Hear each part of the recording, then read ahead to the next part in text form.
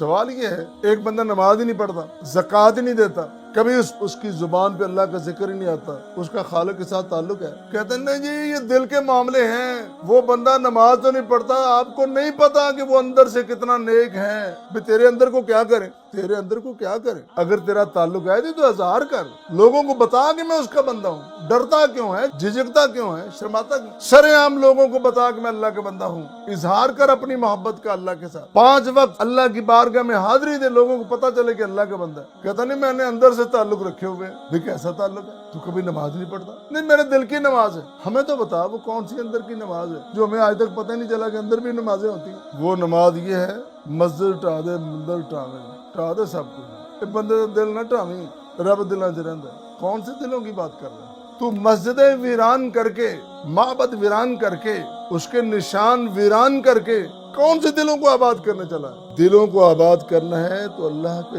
ذکر کو کر، اس کے ذکر کو بلند کر، اس کے نشان کی علامتوں کی قدر کر۔